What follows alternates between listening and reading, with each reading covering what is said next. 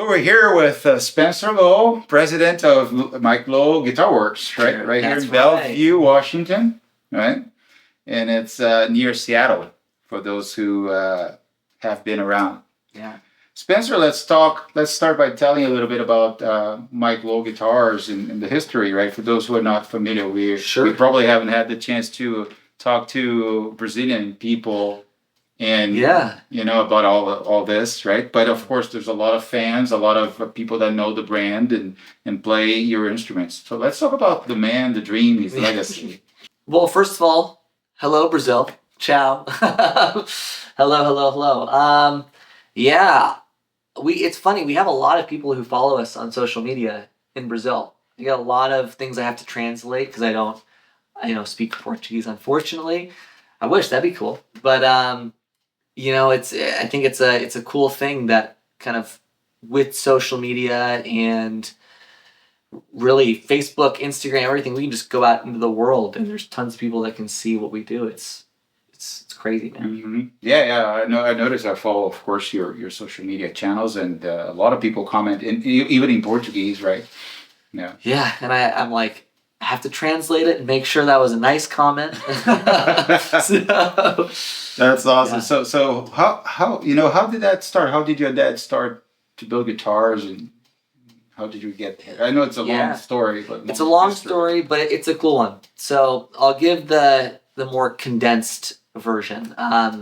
My dad really wanted to play bass in junior high, and his parents at the time, it was a time where in the '60s where electric bass wasn't like totally a thing all the time. It wasn't very common. So he told his parents, "Hey, I want to play electric bass. That's what I really want to do."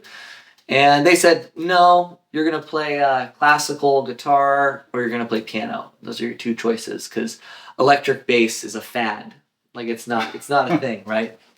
Totally. Yeah. And so he kind of went, "Okay, I'll play guitar," and started playing classical guitar, but really was learning bass lines on his classical, and decided, well, if my parents aren't going to, buy me a bass, I'll just build one in shop class. So he bought. In school. Yeah, in school. Okay. So essentially, he bought some electronics from a friend of his who had a broken bass. His friend's dad, I guess, ran over his bass in the driveway or something like that. So he had just a pile of electronics. He bought those from his friend and built his own first bass in shop class and brought it home. And his dad went, "Okay, well, I guess if you're that serious about it, I'll buy you like a professionally made instrument." And he kind of opened those up and saw what made this tick. Why does this feel so much better than the one that I made? And So since the beginning, he was Yeah. already. he was very good with his hands. He loved working with electronics, working with wood, and really understanding what made things better. The comparable pieces of data. Like, this feels better. Why does it feel better? Why is this one harder to play? Why does this one sound better than this one? All of that he would take in and nerd out on everything with the instruments. So kind of started there, and he kind of gradually got known as the guy to go to. He grew up in Bellevue, and where we're located, kind of became known as the guy to bring your guitars to, your basses to. If you needed tweaks or if you needed them to play better, and eventually in '76 started the shop. 1976. He started off mainly repairing and modifying instruments. So people would come in and local bands would come in and, "Hey, I want this to be changed on this. Can you swap out the pickups? Can you add an active tone circuit?" All that kind of stuff. And he got known in the area again even more than just his high school days, but really he became known as the professional luthier. Back in the day, if your guitar played like crap, you brought it to Mike Lowe and he would make it better.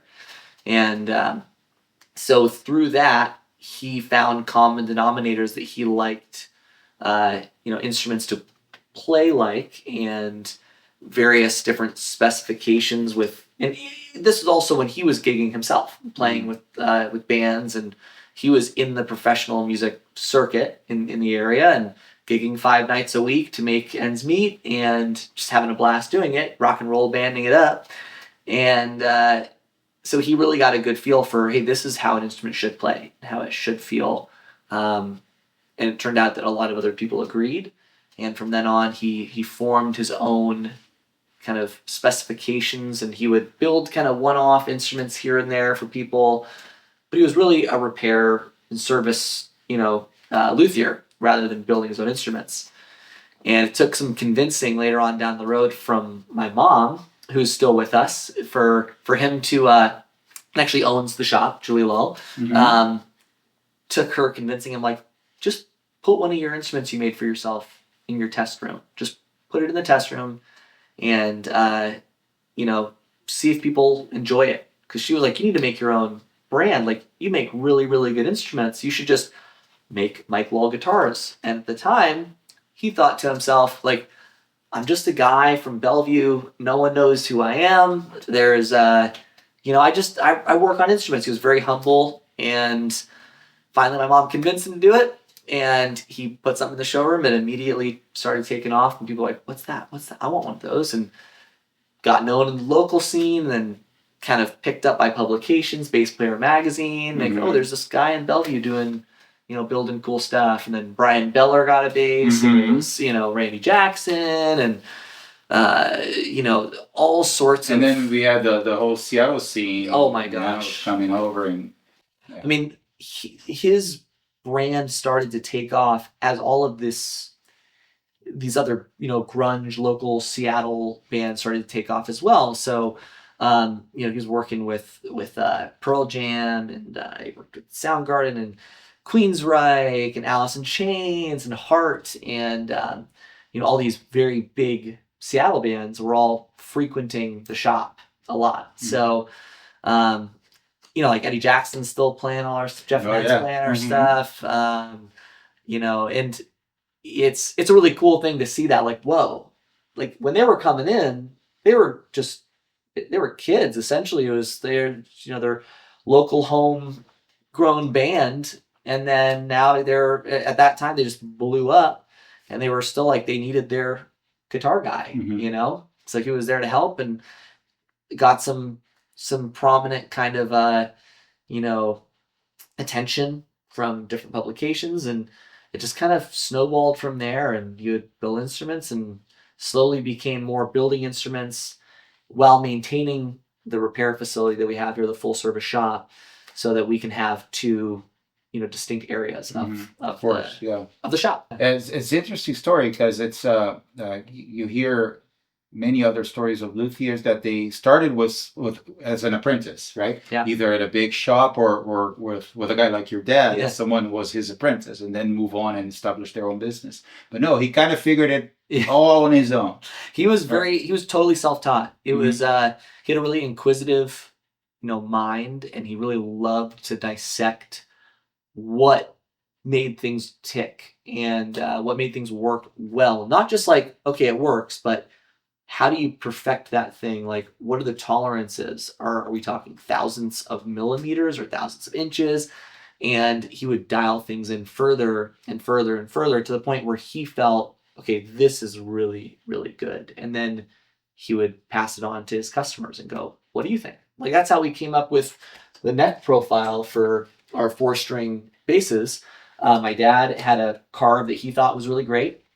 He gave it to a really close friend, client of his, and he's like, go gig with this for 2 weeks and let me know what you think.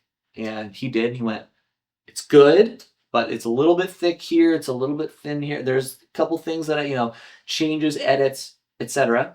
And my dad went, okay, cool, start fresh, do something new. And he go, try this out. And he did that repeatedly with several customers, and there's one customer in particular that kept doing that with him, and finally afterwards, he was a professional, player in the circuit, and finally he goes, Mike, this one is perfect. Like, it's completely freaking perfect, man. Like, that's exactly what it should be every time. My dad's like, great. give me the bass back. And he, took it back and he's like, no, what? No, I want that. That's my template now. Yeah, and he goes, this is it. This is the template. Mm-hmm. So he kept it, and then of course he gave back the bass later on. But for all of our CNC profiles and everything, that was what started kind of getting that grooved in. That was frankly like 25 years into his business too. Wow. Like it took him a long time to really get what he wanted out of it. And part of the perks of having a repair facility and a maintenance facility, shop, is it's a built-in R&D wing of the business. So we can see, okay, what's the contemporary stuff happening right now? What's cool? What's not so cool? What works really, really well? What's kind of like maybe a fad and doesn't work super well? And there are things that we've even changed about our own instruments that we go, hey, we like those caps. Those caps are really great. Let's try those. There's specific types of pots that we've switched out, or ways that that neck carve was very much due to testing out tons of instruments and going, this is what we think should work. Nut widths. All of the stuff kind of was able to come about because my dad was consistent, and not just my dad, but the team at the shop, were consistently checking out, working on, playing hundreds and hundreds of different instruments, guitars, basses, everything. And it's really good when you can get a sense of what you like and what you don't like, and not just shoot in the dark and go, hopefully people will like this, but really kind of get a full panoramic view of something.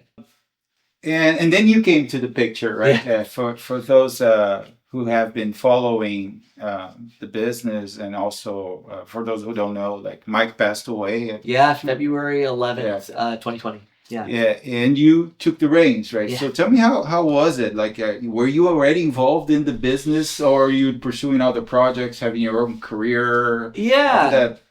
I grew up in the shop. I was always in the shop. I was telling you earlier, I've burned my hand on every soldering iron in the shop. It's home for me. And so from 15 to 18 years old, I was homeschooled, and I would come to the shop 2 to 3 days a week. And after doing schoolwork and this and that, I would apprentice with my dad. He would teach me, hey, here's how you cut a nut slot properly. Here's the level of relief that you want in an instrument. Here's how to properly intonate a guitar or a bass, or switching out pickups. And we built guitars together and all that stuff. And so you can actually build a guitar on your own if you wanted. I've done it with him. Yeah. I run all the business side of everything, and frankly, I got people way better than myself. But let's say if you were, if I really had a project, if you wanted, you could. If I really wanted to, I could. Okay. And but it's, and I love that stuff. In fact, I have something that I'm building for myself as we speak. It's a HSH guitar, really crazy quilted top, and something that I have to get back into doing because I just always am like, oh yeah. Get back to that thing. But I have a couple guitars at home, so I'm not lonely when it comes to instruments in the house. But anyways, to answer your other question, Right. When I came on board, essentially, well, I'll back up. What happened was at 18, I wanted to work at the shop, and I approached my dad. I'm like, I'm ready. Give me a job. Let's do this thing. And he actually brought up a really good point. He was like, you should go get experience in other areas, because he was self-taught in every aspect of his life, business, making instruments, everything. And for anybody who's in business for themselves knows, and who's had to learn themselves, there's a lot to running a business that if you learn by mistakes, it can, you can bonk your head into a couple things that aren't so pleasant. So he told me, he's like, I don't even know how I got here. It's like just one foot in front of the other every day for 40 years. And at that time I was like 35. And he said, if you want this to continue past me, and he's telling this to me at 18 years old, he's like, you need to get experience in business and in finance management and, marketing, et cetera, et cetera. And he went on and he listed like 8 different things. And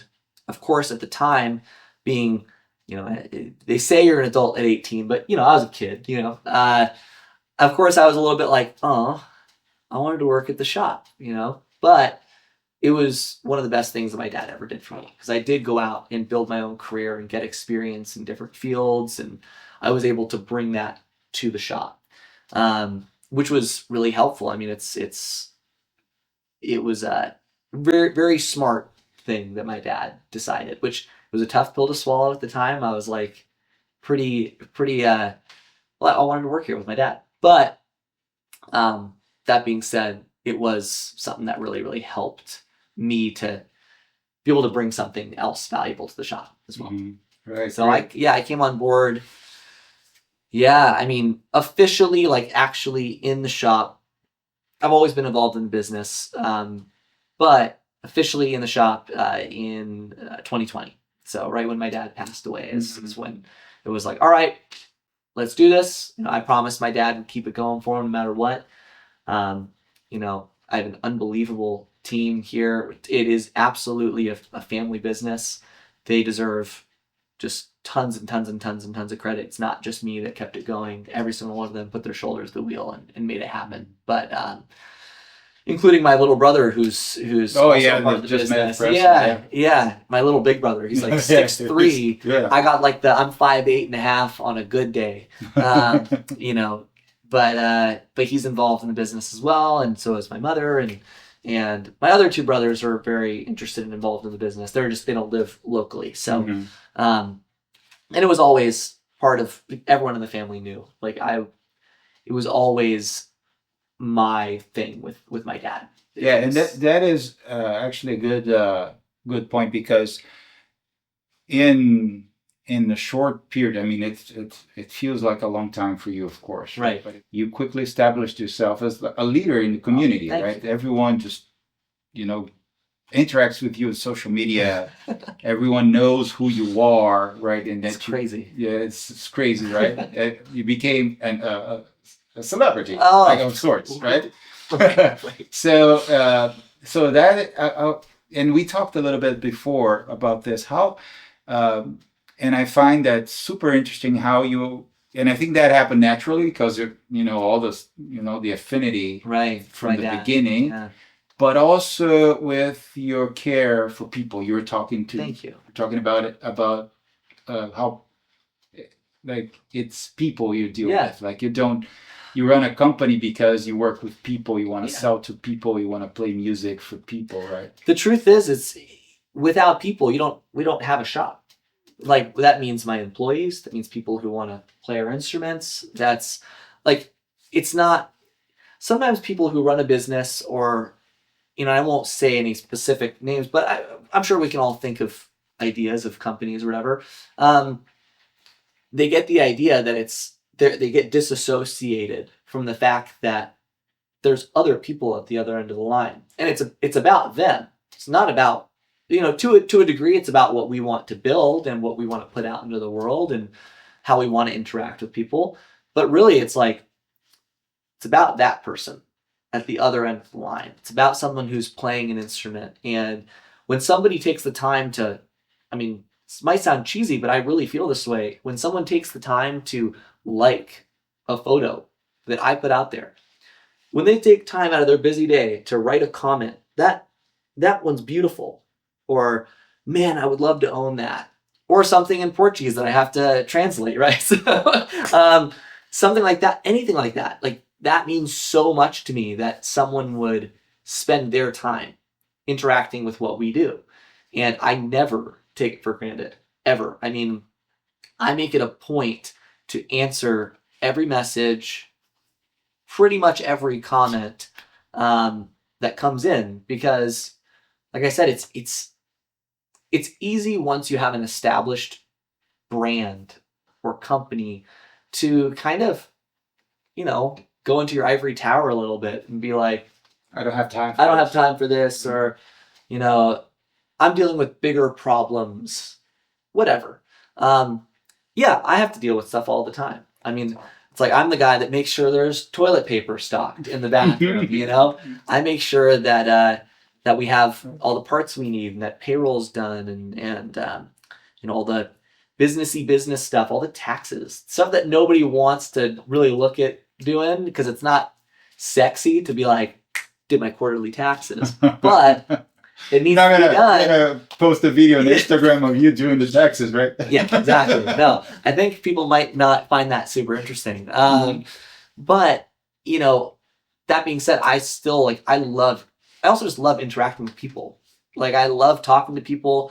I love going into the nitty gritty on oh, what tone are you trying to achieve? What playing style do you usually do yourself? Or, what's your favorite color finish on an instrument? Like all that sort of stuff. I mean, I love talking with people and helping people sort out what questions they have in their head regarding our instruments. And, it's all fun. Like we build instruments and we repair and modify instruments here at the shop. It's Candyland all the time. Like there's no, and of course there's times where it's, something breaks or something's doesn't work the way it's supposed to and you got to figure it out. But at the same time, it gets turned into that.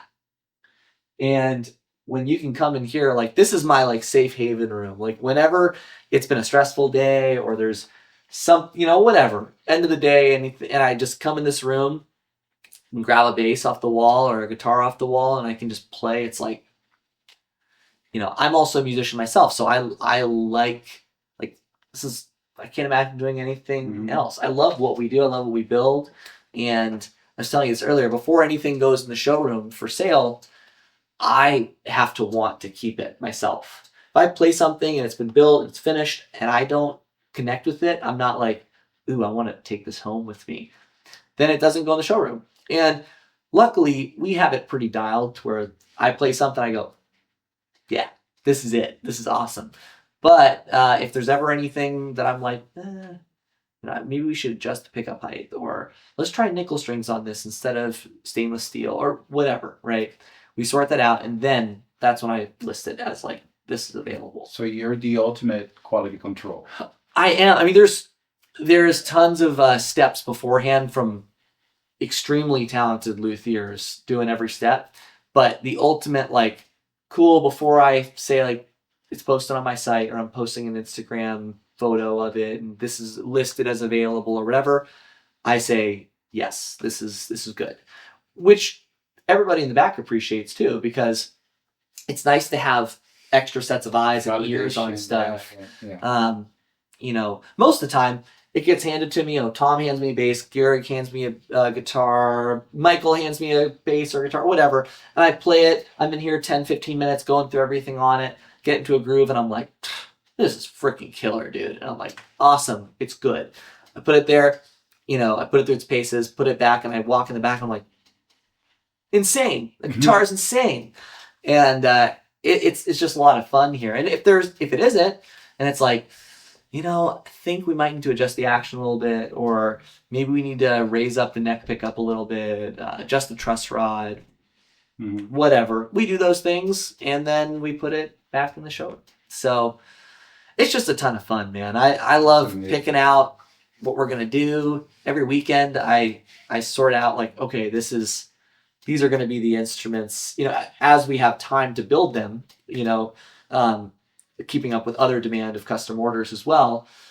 Love picking out stuff, options, and going, this would be cool if we did this pickup with this body wood, let's try this flamed crazy neck that looks awesome. And yeah, I could talk about it forever. It's a lot of fun. It's amazing. Yeah. So speaking of which, right, you mentioned your team. I think it's a good time to ask this question. So looks like business is doing great now, right? And we can say if we follow the Instagram or Facebook, that the moment you post it, there's people calling about it, and then they go really fast, right? Yeah.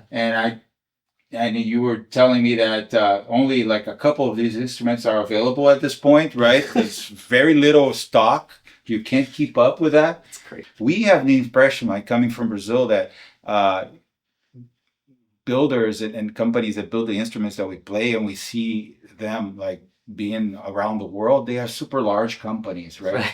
And how big is your operation today? How are you organized? I have, 6 people here on the ground. It's myself, it's my little brother, and 4 full-time luthiers. Amazing, right? And it's insane. And yeah, it's not a big operation. We're very like, it's, when I say it's a family business, it's really, I mean, we're doing shop lunch on Mondays. If someone has something they got to handle and they got to run out of the shop, they're doing that. It is so not a corporate kind of vibe here. Yes, I'm the boss. I'm so not like a boss type person. We all have tons of fun. We all really enjoy what we do. And luckily, everybody on my team is a ridiculous perfectionist themselves. So there's not really a ton of room for like, everyone just gets along and really strives for excellence in what they do, which helps everyone also get along too. So how many instruments do you make in, like, I don't know, a month? So last year, some companies don't like talking about it. Yeah, I know. I don't know why. Last year we made 150 instruments, which for a shop of our size it's actually a big chunk of instruments. We're very busy all the time, and that's with like ridiculous attention to detail, tons of time. I mean, going into like shaping the fret ends, The crown. like the crowning and the exact curvature of like how much we want to roll the fretboard edges, how we want the neck pocket to fit. I mean, if I told anybody how long it actually took to make the neck feel the way the neck feels, they wouldn't believe me. They'd be like, "Oh, that's crazy."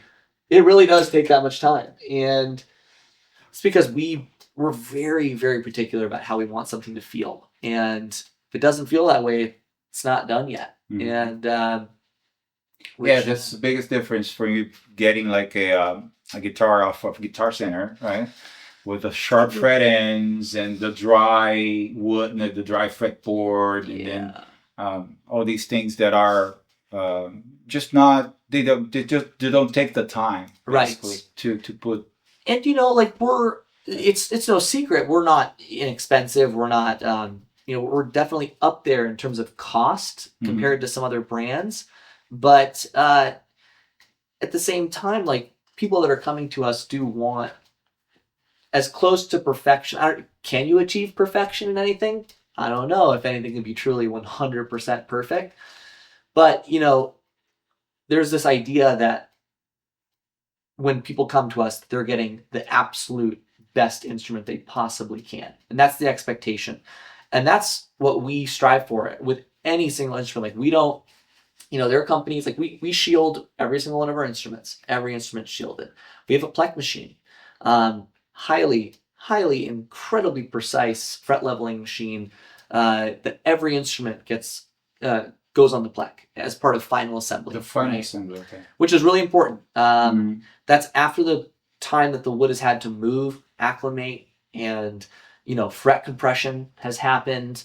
The neck has settled, so to speak. So it's we don't, after the truss rod is tightened. Right, like it's been in a form of a neck for a chunk of time, enough for it to actually not just go plunk and move. Like, there's things you can do on a Plek machine. You can actually do string tension simulation and all that kind of stuff, which I'm not knocking it. There are companies that do that, but we like doing it at final assembly because it really gives us the best absolute read of, like, this is what the neck is essentially going to be like now. It's settled in this kind of form. Then we can do fine-tune adjustments to the fret levels and all of that. So it allows us to get a super high consistency with fret leveling, playability, all that stuff, which is really, I mean, when someone buys an instrument of ours, they're going for, like I always say, playability, and it has to speak to you. The instrument has to really, like, when you look at it and you grab it and you play it, you have to, like, it has to ignite that sense of, like, oh, I want this, it has to indicate to, you gotta feel that, like, boop, boop, boop, boop, boop, boop, boop, kind of thing, right? So playability, super, super, super, super important.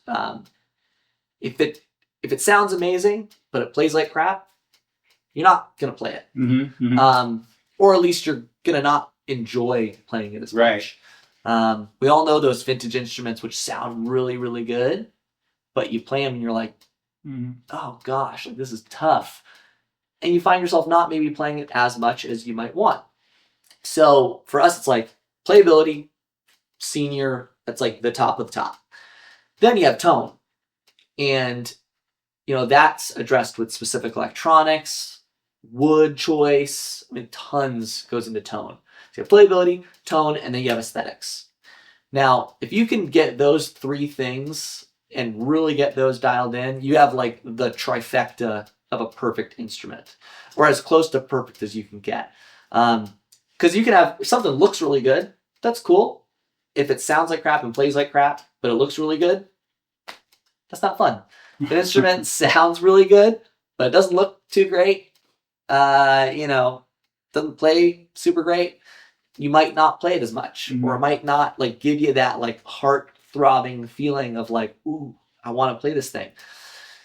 And same thing with playability. If it plays well, but it sounds like crap and it doesn't look too hot, you're probably not going to play it as much. So it's really a balancing act of those three things that we aim to achieve with every instrument. And there's my long pitch. No, that's amazing, because that was exactly the question I was going to ask. Your biggest differentiators, right? I guess you just answered that question. It's people come to you for these things, right? It's true. They love the aesthetics, they love how it plays, and they love how it sounds. And the weight too, lightweight. Interesting. That is something that's really, which is something that you just mentioned about the woods and all that. There's something related to selection of the woods, but more importantly, the chambering. Yes, that it affects both the weight and also the tone. Right? Absolutely. I mean, it's getting harder and harder to get woods that are lightweight naturally, like in terms of swamp ash, alder. It's just getting harder and harder. The demand is really, really high. It starts getting expensive, and so we kind of started chambering stuff years and years ago, first as a means of, hey, we need to get this into a certain weight class so that people who are coming to us wanting a lightweight instrument we can deliver that, right?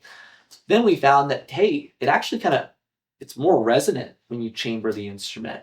It's not that it's better or worse than a solid instrument, it's just different. It kind of opens up the frequency spectrum, and found a lot of guys, our customers really, really liked the way that the chambered instruments sounded.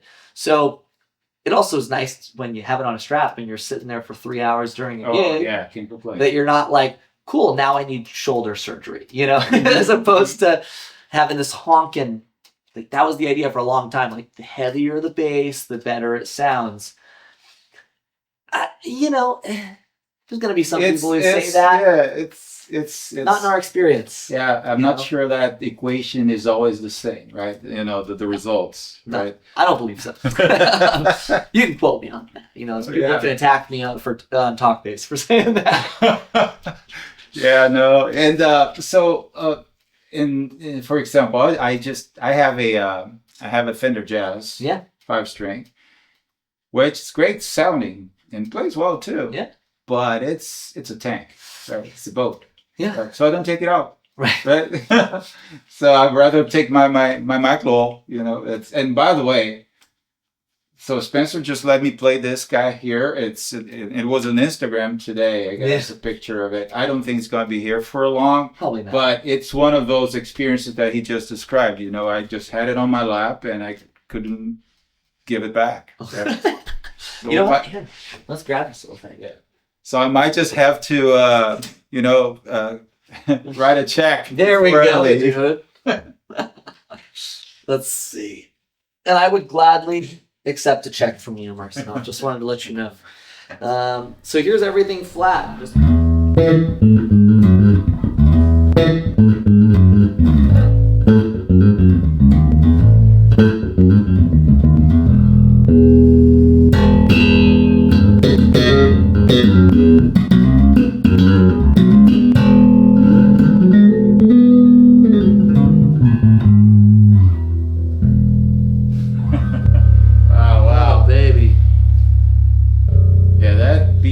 something else. I think it's good. Can you show the ferrule for the B string? This is something interesting. If you haven't seen a micro bass before, a 5-string, they actually have like through the body just one string, the B string. And I'll explain because some people go like, "What? Why?" So someone might have experience with this on the other end of the line here, but when you have all 5 strings top loaded, sometimes the low B can feel flubby compared to the other 4 strings. And when you have all strung through the body, sometimes the other 4 strings can feel a little tight and the low B feels great. So my dad just kind of in his like, duh kind of thinking was like, what if I just put the low B through the body and that was it? Tried it and it was like, oh, that sounds really good. And the string to string balance feels really good. And the sound is really great. And so one of those things that tested out, had customers check it out, A/B tested it, and people were like, my low B has better sustain. It sounds better.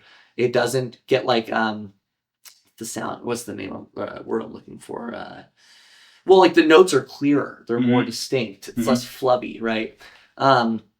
So that worked out really well. And then the reason why we don't do all 4 of them is we want to guide people to like, this is the sound that we like to go for.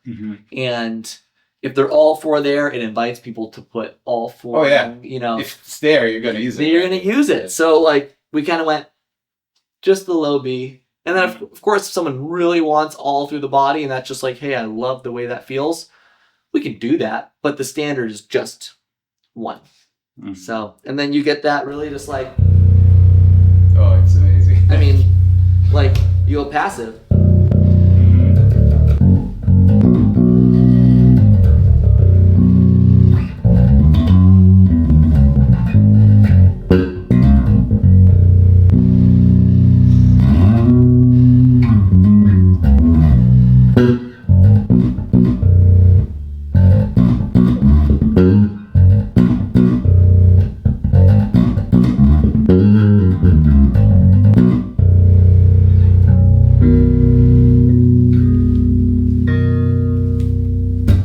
We were nerding out on 5-string basses. Like there's the everlasting debate about 34 versus 35-inch scales, right?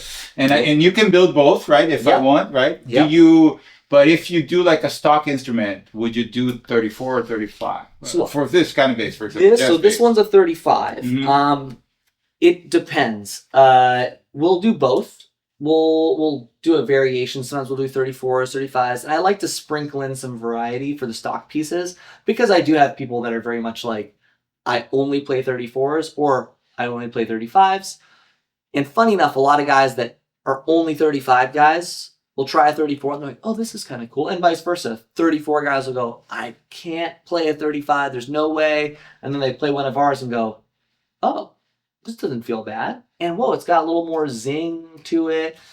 The difference in tone between the two, 35s are a little bit snappier. There's a little bit more zing on each note. The 34s are a little bit more fundamental and little less of that top end. So, I mean, there's perks to both. There's cons to both.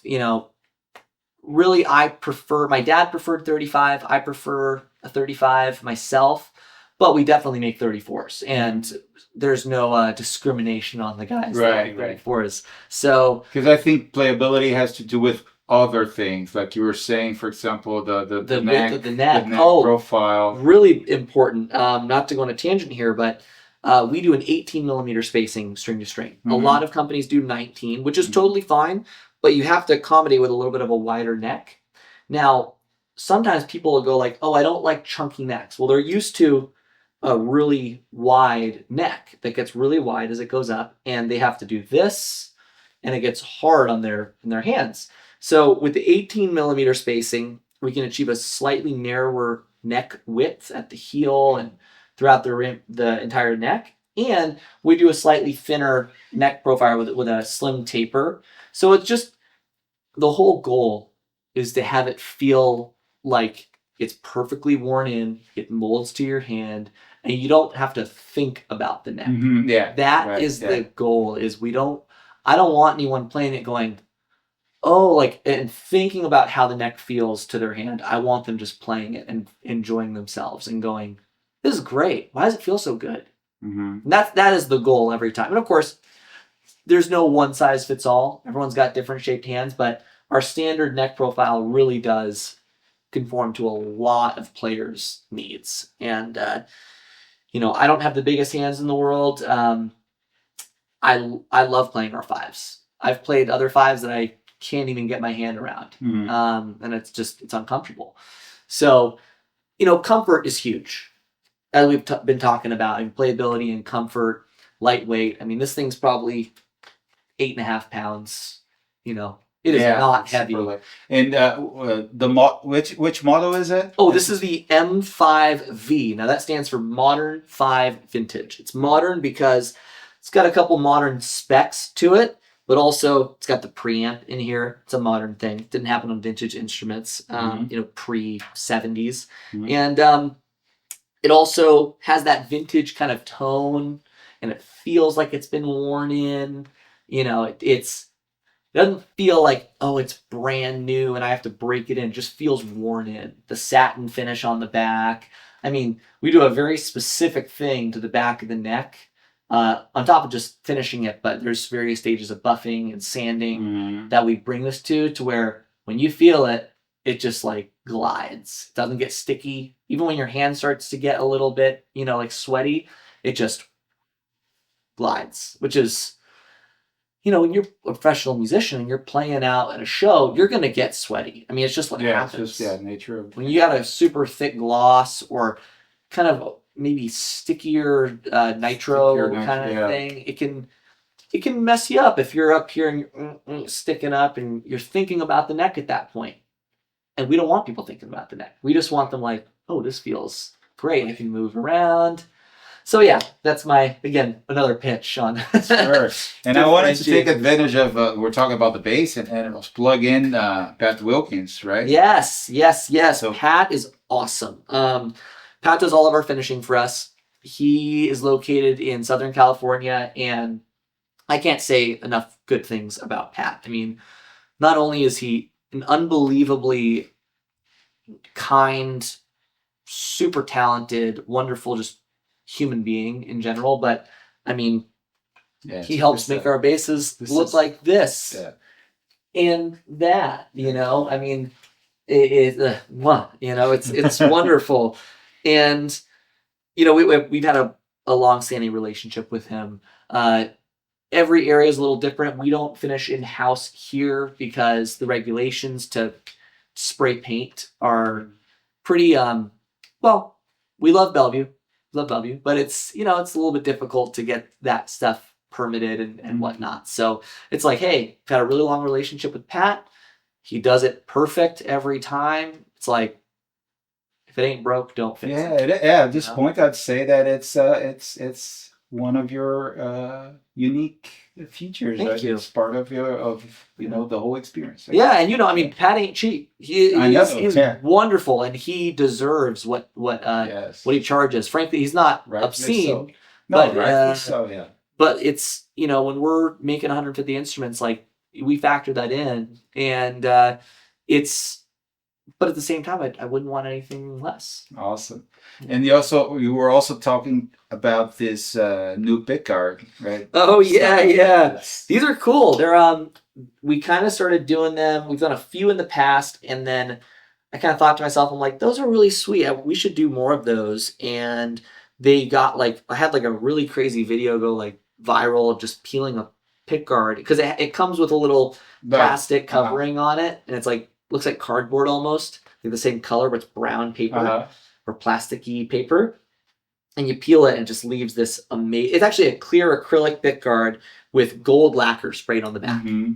So it gives this kind of old kind of Gretsch Rickenbacker kind of vibe to it. And I like the feel of the acrylic myself personally better than like gold anodized, where it's a little bit scratchy. Mm-hmm. I get, yeah. You know, whenever I scratch my fingernails on gold anodized or, you know, anodized aluminum, I kind of get like that chalkboard feel. Yeah. And I'm like, I can't stand that. So this was a way to achieve that. It's just like a regular clear pickguard, but with like a mirror. Yeah, and then you got some nice mother of pearl blocks here. Yeah. Ta-da! No, we love it. No, this is amazing. Thank you. Yes. Yeah, let's see. So so other than this, what other instruments that you built recently that you're particularly fond of? Okay. Yeah. Let's see. Where's one that okay. So I'll show. So I just played that 5. This one is one of my personal basses. And it's virtually the same bass in terms of specs as that one that I just played. It's got a 3-band preamp in it instead of a 2-band, but you'll hear the difference here. I mean, it is totally different sound-wise.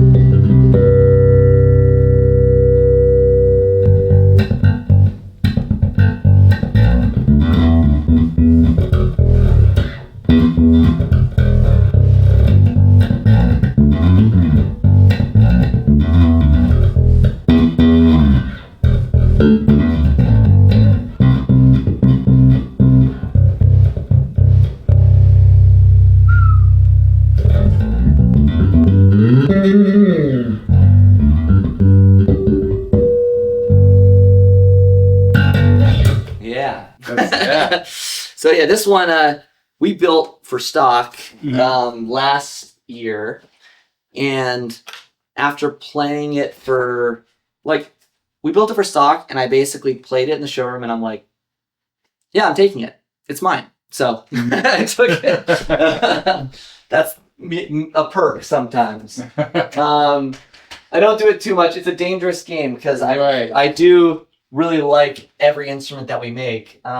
See if there's another. Get the P bass because it has like a different vibe. Completely. And so would you say people come to Mike Lowe more for the jazz basses, for the P basses, or kind of even, or the T basses, which are like. You know, it's evenly spread. I have a lot of guys who won't touch it unless it's a P bass. They're like, who needs more than one pickup, right? Technically it's 2. But anyways, a lot of guys are P guys. A lot of guys are jazz. It's a pretty even split, but we do sell a lot of passive P4s, P5s. They're very, very popular. And I mean, it's such a great sound.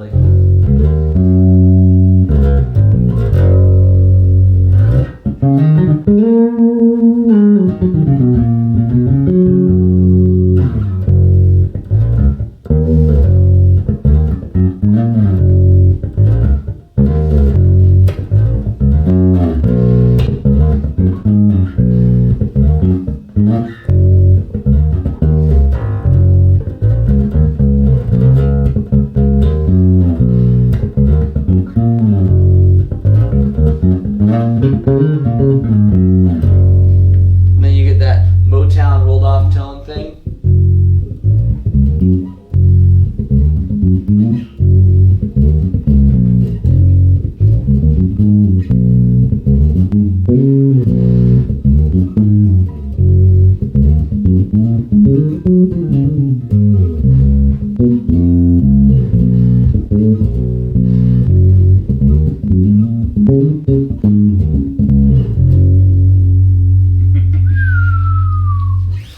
So yeah, I mean, I will say this: my dad was a Pete bass guy. So my dad, he would build instruments for himself, sell them, build them for himself, play them for months and months or years, and sell them. And just because he could always make whatever he wanted for himself, he would just, oh yeah, this is one of my personal ones, and cash flow stuff would come up, and he'd go, yeah, I'll sell that one. It's fine. They give a deal because it's used, all that kind of stuff. And but he kept one bass for like 22 years. That was his number one P4, and it's an Aztec Gold.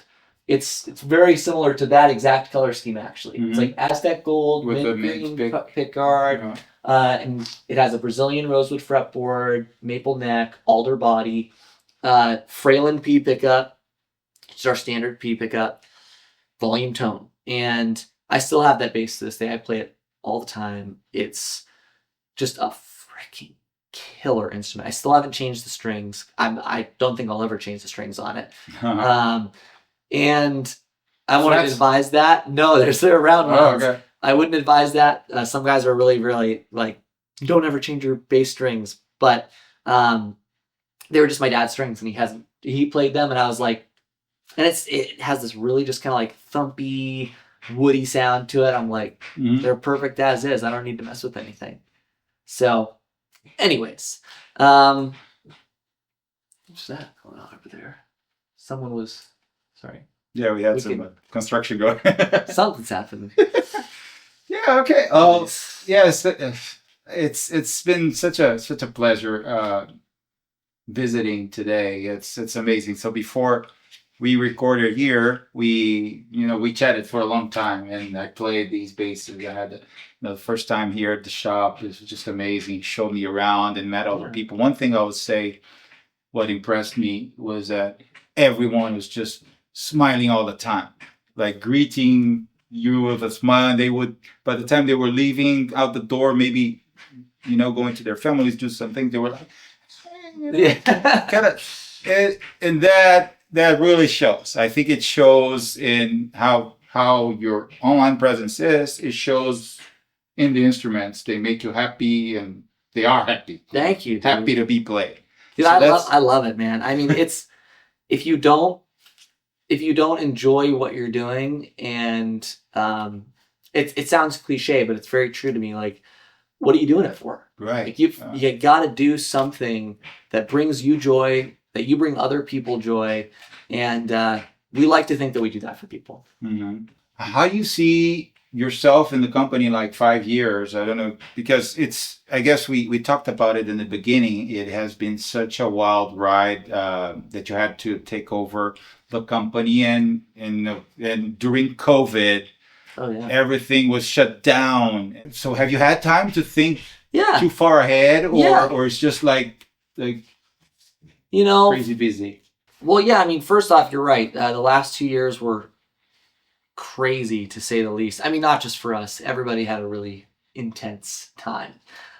We don't need to get into all that because we all know it all too well. But yeah, I mean, for us, it's been crazy too, because we kind of shifted from we still do plenty of custom orders. Don't get me wrong. We're always available to do custom orders, but a lot of people buying instruments that we spec out ourselves. And, I'll ask everybody, what color do you think should go on this M5V or this P4 or whatever? And we'll nail it down in the shop to 2 colors. Like, I'll ask the guys, like, you think a blue burst would look good on this one? And they'll kind of go, yeah, that'd be really cool. I'm like, what about a trans black burst? And they go, oh yeah, that'd be really cool too. I'm like, okay, let's pull those two colors, right?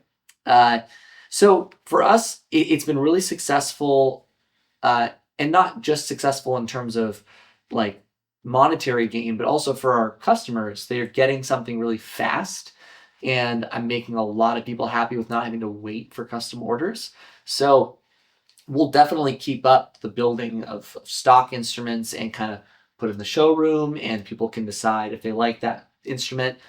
I get a lot of people who go, that's exactly what I would have custom ordered. Oh my gosh, is that one still available? And they'll buy it direct that way. So we'll keep that up, do a lot more direct sales, and really just keep consistently trying to make a better and better instrument. every time we make something. I know that might sound cheesy, but it's true. I mean, we're always looking at ways to improve things, and we're gonna always do that. So that'll be, I know those things to be true for the next 5 years. For us, we're just gonna keep on trying to satisfy that demand. There's a couple cool things I have in my head for what I'd like to do.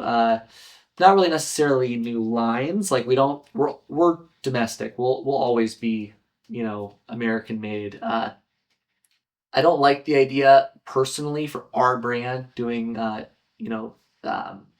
end, the offshore, okay. like building things in, Indonesia or Korea, and then setting up here and still charging, $2,000 or $3,000 for an instrument.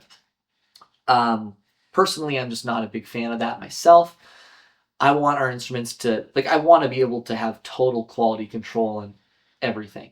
And unfortunately, that does separate us from, not everybody can afford what we make.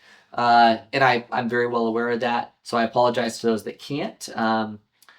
But that being said, it allows us to have total integrity on what we build and not just sell an instrument because it has our name on it, but really, sell an instrument that we feel is like, dude, this is the best we can do. And the person at the receiving end of that is going to play it and go, this is everything I thought it was going to be. If you look at, we've built thousands of instruments at this point, and there's maybe 12 on the used market right now. It's like, right, yeah, that's a good testament of there's testimony of that they're keepers. People are keeping them, and I have customers like, for example, the customer that lent me this bass, and that gold bass so that I could hang it up in the showroom and just have a couple pieces for people to demo and try out.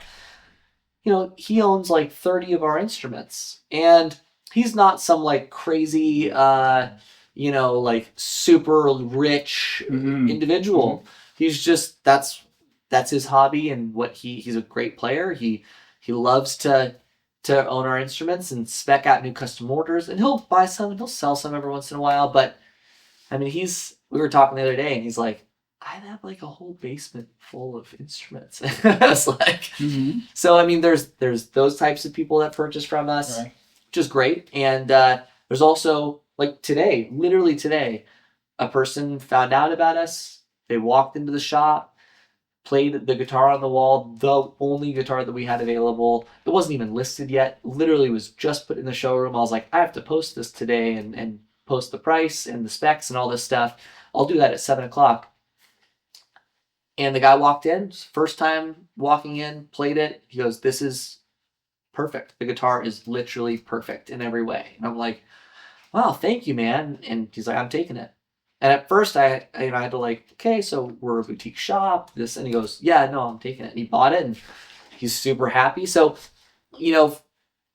I digress, obviously, but for us, I want to be able to impart that for every instrument we build. And if I can't be totally sure of that, I'd rather not have us do that. If I told you how many times my dad was approached over the years to do an import line, of course, yeah.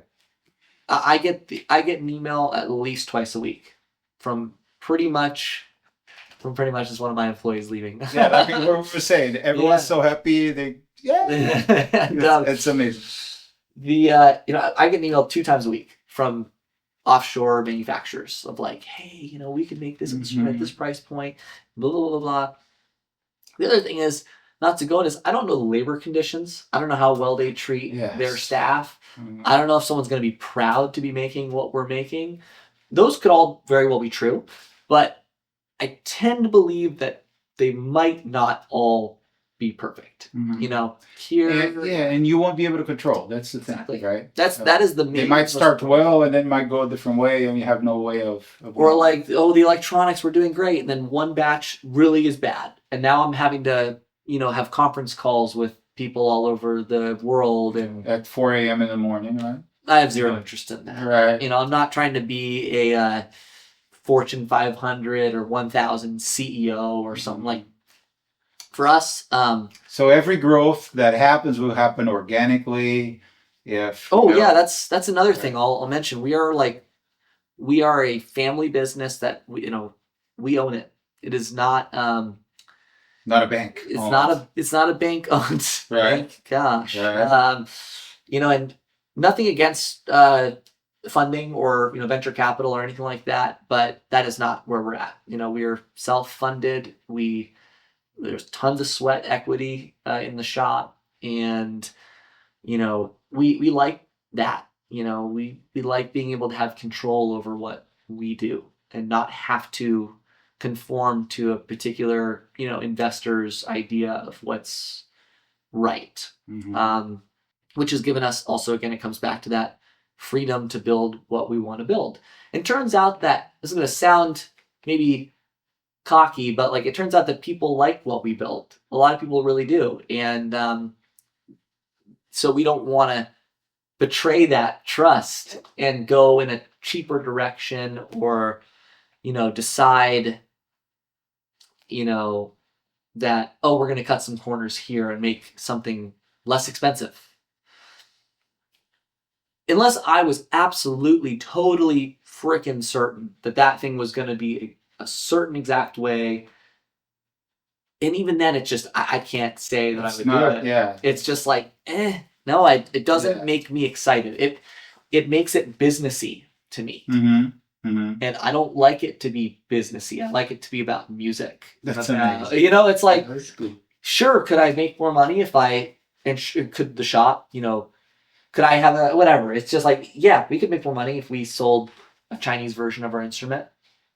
Because you have a lot more people that could afford that instrument. Is it going to be a Mike Lowell instrument? I don't think so. I think it'll be cool. It's got a name on the headstock. But it's not going to be the same as we're doing it here. It's nothing against craftsmen overseas. That's not what I mean. Absolutely. It's just they're amazing craftsmen all over the world. Pretty good ones. But it's just there's something that can be said about being able to have something here and do the work yourself and know it's going to achieve a certain result. Things get, the telephone game, you ever played that? Telephone game. And there's something to be said for that too. We want it done this way, and then it comes out the end of the line not that way. Anyways, I digress. But for us, I think it's just going to be continuing to try to make a better instrument and over again, and expanding our team as we see fit and growing organically. There's a lot of demand. We try to keep up with the demand as best as we can. It's funny, I've had a couple people sometimes get mad. They're like, "What? I wanted that bass and it's sold." And I'm like, and today what's the turnaround? If let's say this one's sold, but I want one similar, but it's custom for me. How long does it take for me to get it? 8 to 12 months right now with the demand. Because I maybe a little bit less if it's really straightforward and standard, maybe 6 months, but with just how much demand there is. And then also I have to factor in purchasing wood. And sometimes it's I need to get swamp ash. And it's it's not available. But that is pretty not bad. It's not bad compared to other custom builders that we talk to. Yeah. Yeah, we try to keep it as I don't know if I mentioned it in this, but I'm a ridiculously impatient consumer. I hate waiting for things myself. I want it now. And I know a lot of people, I'm not alone in that wanting something immediately. So we try to keep that wait time as short as possible while still not cutting any corners or, sacrificing labor or anything like that. But yeah. And you mentioned, of course, that most of the ideas and most of the interesting instruments come from direct conversations with customers. What if I'm a dealer and I want to, let's say, I want to have 5 or 10 low guitars in my shop? How long does that take? It would probably take that 8 to 12 months, and because it would all go into the queue at the same time, it would be like, let's say they went, I want 2 M4Vs, 2 M5Vs, 2P4s, 2P5s, right? Which is, that happens. It does happen. It would all go in the queue. I'd make sure things were batched properly in terms of purchasing the right amount of wood and had the pickups and the parts and everything like that. And then, we would go to CNC from there. Then you go into rough cut CNC. Then you go into prepping for finish, doing additional routing as necessary, drilling for all the proper ports and lines, for getting pickups into control cavities, all that stuff. And then getting it done and finished and getting it back and doing all the extra additional finesse work after it's been finished.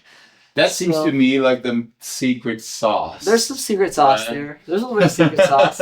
Yeah, but I will say, like, it's not really crazy secret. A lot of it has to do with just how we go about, like, I think I've mentioned it before, but like the edges of our frets, right? There's a few different processes that happen after installing frets, like that we do to the fret ends to make them feel, one thing that we don't want to do is you don't want to hyper bevel the frets, because if they're super beveled, they roll off the edge as you fret notes, right? They might be comfy and they might not stick out, which is nice, but you fret a note and it goes prink and it zoinks off the end, which you don't want. You do want a good bevel, but you want maximum ability to fret and vibrato. Now that then creates the potential problem of, is it going to stick out and be sharp? So and obviously when we make an instrument and it goes in the showroom, they're not sharp. They feel smooth and buttery, right? It's painstaking, but you go through and you actually kind of handle that little sharp edge with a specific file. And it takes, you go through each fret and you file away that little edge. And then on top of that, there's more work. And is that before or after the plaque? That is before and after the plex. Oh, okay. Yeah, because after you plex something and you level the frets upon final assembly, you might actually have a couple little edge where it's been leveled off and you kind of took away your perfect bevel, and then you have to redo it. Redo it. And it's not like you have to redo everything about it, but there's additional things that we would do to make them smooth. And a lot of it has to do with beveling the frets, handling the chamfer, the edge, and then filing that down, and then different grits of sandpaper and blocks and whatnot. The CNC just does the rough cut. Everything else is... Oh man, it's so funny. I've had people, and I don't blame people for not knowing, by the way. Like, I don't resent people for this, but a lot of guys like, oh, they're not handmade, and they're at this price point, and I go, they feel offended, right? Yeah, I'm like, first of all, you wouldn't want it to be handmade. Number one, if there was no templates and it wasn't done CNC, like, this shape would be slightly different every time. You wouldn't achieve a total consistency, and I know I'm gonna get someone's gonna yell at me on the internet if I say that. Of course, you can get really there's always someone yelling at the internet.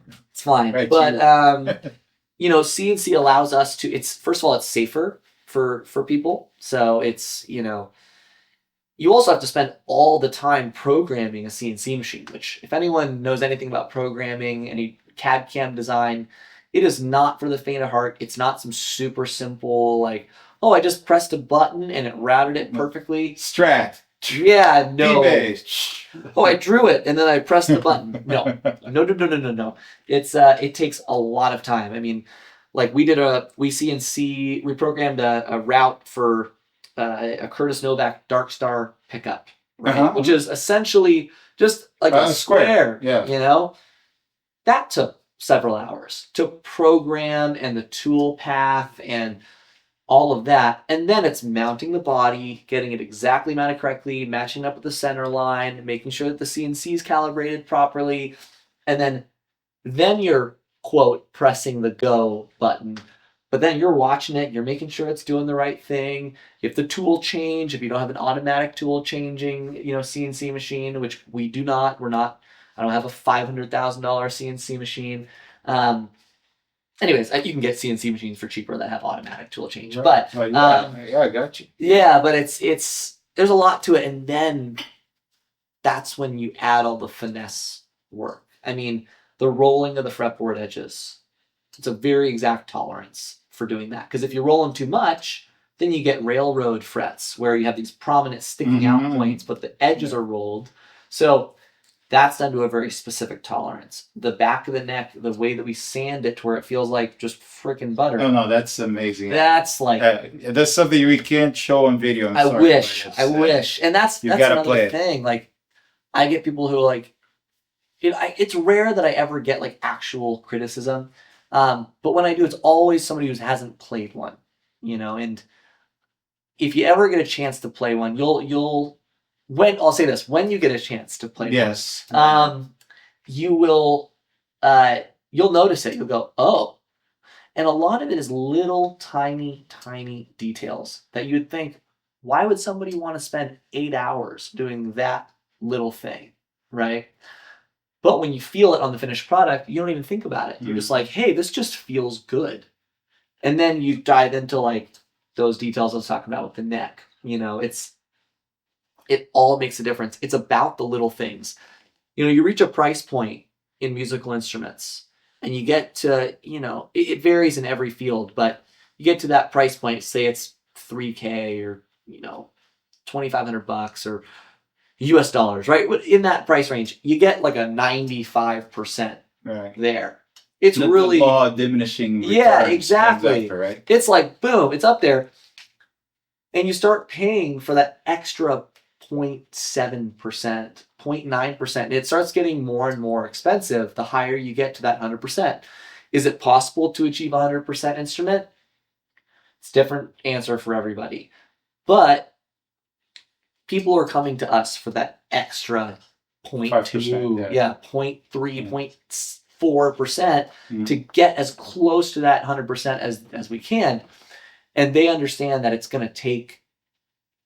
not just going to take labor, but it's going to take like love and skilled labor, like love for the craft. As cheesy as that sounds, it's true. Like we all play instruments here. We're all guitar players, play bass. We're all musicians. And so for us, it's easy for us to go, I don't like the way that feels. Or like, it's almost there. It could be better. As opposed to like, cool, clock in, clock out. It's done. Yeah. Next. Like a caliper. Okay. Yeah. Good. Do what it says. Good. Next. Specs. Yeah. And look, there's a market for that. There's absolutely a market for that. And people that are just starting out, they're not going to be able to maybe tell all those little idiots. They'll know, but they won't know exactly what's doing it. The more you play and kind of more serious of a player you are, you do notice those things like right off the bat. I was spoiled because I started off playing like ridiculously awesome instruments, and like my first electric guitar was a 87 Japanese Strat that my dad and I refretted, put Lindy Fralin vintage hots in it, made it a 12-inch radius, put jumbo frets in there, stainless steel. We did a ton of work to it to make it like, we essentially lullified it. We made it like a lull Strat, right? I know the vintage lovers out there be like, what? You changed it? Yes, we did. I know. I was 13 years old, and I still have that guitar at home. I will never sell that guitar. I play it all the time. And but it's it's about those things, about those just little details, and they all amount to something special. We like to think so. Our customers like to think so. And I think that's really what does separate us from the standard kind of like, oh, I could just go buy a blank or this or that. You totally can. There's nothing stopping anybody from going and getting a production model instrument. There's more than enough of them to go around. But when someone comes to us, they know that they're paying for, Tom in the back is going to be, Anthony's going to be there shielding. Yeah, so that, Yeah. Polishing frets, and that's work, man, going in there and. Oh, yeah. Like, You get that. Yeah. Like, The dude, that Charlie horse or whatever, man. I was gonna say the only few times I try to do, that sort of thing, it's just, I almost got injured, right? Tom likes to joke about it. He's like, I just don't feel anything anymore after doing it for 30 years, right? I'm like, emotionally or physically? Both. No, he's joking. But no, I think that when you get down to the really small, idiosyncratic details of something, you can find the magic in those things. And so we aim to get that with every instrument, and it's always a quest, and but it's a fun one because we get to play it at the end and go, "Ooh, great," So and I was just walking, through the shop, and you see posters. I just saw a picture of Ann Wilson playing a low bass.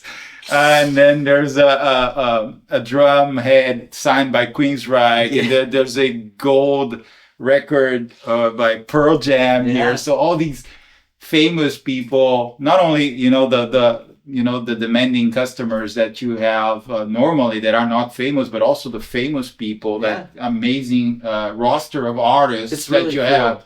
And being such a small operation, like you said, it's not like you have like a artist relations department that goes after these people, right? The A&R is me, man. I'm like, hey, how's it going, man? Yeah. Like, I gotta put you on hold. I have a customer walking. That's literally it, Yeah. It's very funny. So people like Jeff Ament and, like we was just mentioned earlier, Eddie Jackson. Yeah. It was Brian Miller. Oh, dude. They're all such awesome people, too. Like, whenever someone's an artist of the Lull family, like the Mike Lull's instruments, they got to be good people too. Like they're all really, really wonderful people, incredible musicians, and it's a relationship. It's like I love Brian. Brian Beller, incredible player, incredible human being. Same with Jeff Ament. I mean, these guys are all, and Eddie Jackson, and Randy Jackson, and I mean, they're all just awesome people. And it's funny, I'll tell you this on the whole kind of subject of famous people. These are all the records and the posters and stuff. They were gifts to my dad just over time. He never asked for them. It was never like, hey, I do Pearl Jam's work. I want people to know that I do Pearl, It just kind of came with the territory. And I'll tell you, I won't mention the band, but there was a very notable time when I was 13 years old. I was in the shop, and I was in the back doing homework or something on my dad's bench. And it was a Saturday. There was 4 or 5 guys sitting in the shop, and all waiting in line to just see my dad and to talk guitars with him and this and that. And in walks a very important person, VIP, right? Professional musician. And he sat there. At the time, at 13, I didn't know who it was, but he waited just like everybody else, and it took about an hour. And finally, my dad got to him, and he's like, "Hey, and they're chatting, and you're going on tour. Oh, that's so cool." Blah blah blah. And when he finished up, I talked to my dad. I asked him, I was like, "Why did you make him wait?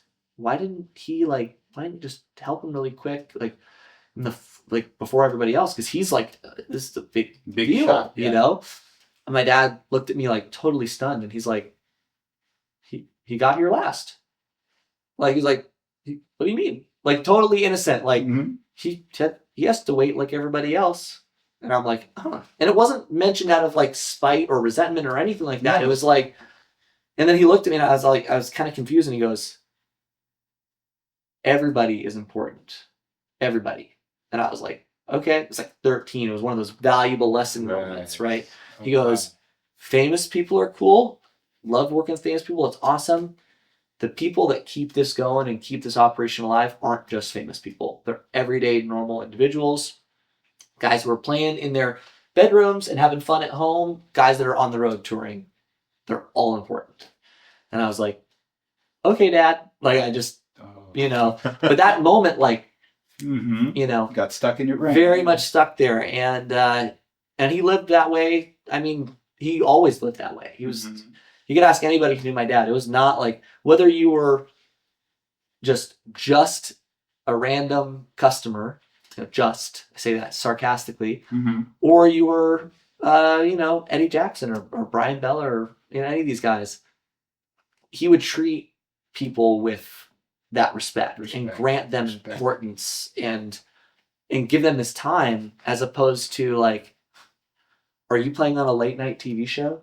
Do you know what my time is worth? Like that was never how he was ever. Didn't matter if you were in a big band or if you were just playing in your bedroom and having fun at when you get off work. It was all just for the love of music, and that's something that we really trying to keep going the same way that my dad did. We feel that we are. I really do take the time, and like to take the time. It's not a job to me. I like to take the time with people. Interesting, yeah, because it's so ingrained in the music instrument market. The endorsing thing, right?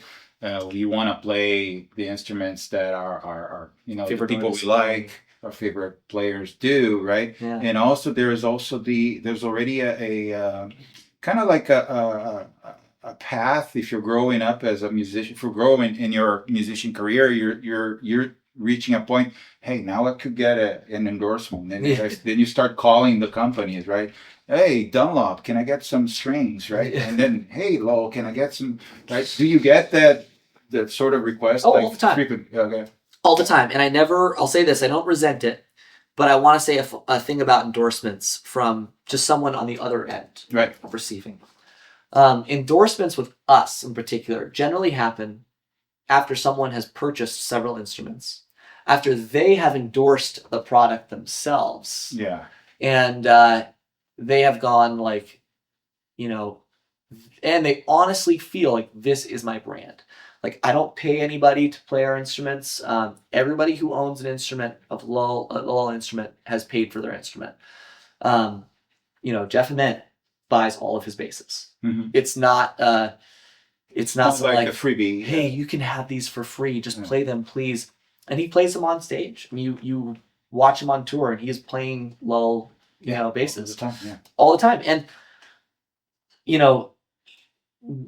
for us, it is not about, hey, let's get the most music endorsed. Let's get the most professional artists. I mean, it's awesome. Don't get me wrong. I love when I see a Lowell on TV. Of course, yeah. It's like, you're watching the Grammys, and then someone shows up. Oh, yeah. CMAs, CMAs, like that. Like, there's Rob Bass, man. Like, and I text him. I'm like, dude, killing it today. So that's always really cool and fun. I'm not, crapping on that at all. But at the same time, like, I get just as much joy when, like, that dude who walked in today and bought the guitar, and he's just like telling me, he's like, dude, I've never played such a perfect guitar. This is perfect. Mm-hmm. Like, that was like, oh my gosh, that made me feel awesome. And he walked out of here super pumped. He's like, I found my forever guitar. That's what he told me. And I'm like, dude, I'm so honored that someone would say that. Mm-hmm. So for us, it is really about, I know I've said this before, it is about music. It's about people. It's not about, hey, I'm a celebrity. My dad, actually, it's funny.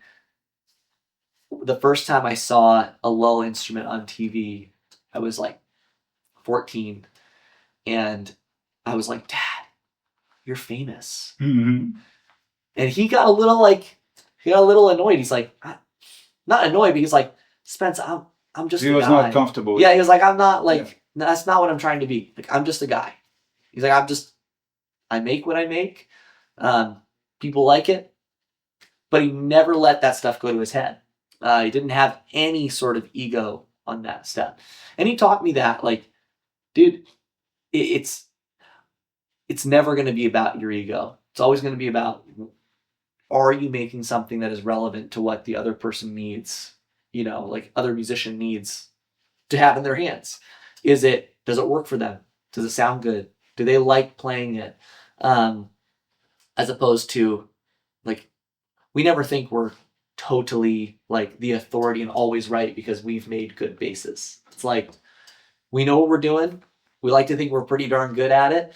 We're always striving for better results in everything that we make, but also staying humble about it. You know, it's a trick to do that. It actually it takes discipline to not let stuff get to your head and make you feel like you're the best. No matter how many times I get comments from people and messages and emails and rave reviews, I still have to look at things critically and go, is this good enough? Is it not good enough? Which is something that my dad taught me. It's like, you're only as good as your last thing you made, you know? Right. You're only as good as that. Mm-hmm. And you're only as kind as your last conversation, and how you conduct yourself in your life. It makes a big difference. So for me, I like to live by that. Can I say that I perfectly always live by that? You know, you cut me off in traffic, you'll find out if I'm being super kind or not. No, I'm kidding. But I'm joking. Or am I? But it's all about just right. Let's make some cool freaking instruments and enjoy ourselves, you know. And if we can bring enjoyment to other people around the world with what we make, then like, what a cool thing. Right. Yeah. If you're not interested in playing a low instrument or buying one at this point, then I'd say you're crazy, because, well, the instruments speak for themselves. Like, if you have the chance to play one, you know what I'm talking about. But also knowing what's behind all this, right? The legacy of Mike Lowell that's being carried on by his family, Spencer Preston and his mom and everyone else, and the folks in the production line that are such amazing people. Oh, they're awesome, dude. I love everyone we have here. Right. So it's if you're not in love with Mike Lowell Guitar Works at this point, I'd say you're crazy. Spencer, would you give a shout out to the musician community in Brazil? And dude, we love you guys. You're awesome. Thank you for by the way, all the wonderful people who follow us in Brazil. I mean, it's like so awesome I always get freaked out. I'm like, wow, there's a person like completely so far away from me that's looking at something and going, that's amazing. I want to be able to own something like that. Like, that is so cool to me and very humbling, and I never take it for granted. But let's see, maybe I'll do a little something for the guys. All right. I didn't practice this, so.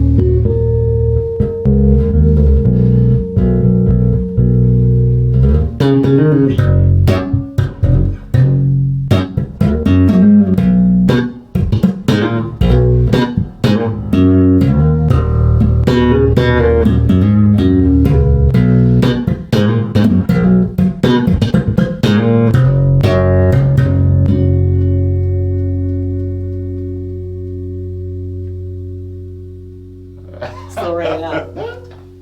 That makes me happy. Yeah, you're going to hang out the whole night if you leave it. There we go. That's amazing, man. Awesome. Thank you very much. Thank this was you, awesome. Thank you. Thank Great you. time. That's crazy. Love you guys. Thank you guys.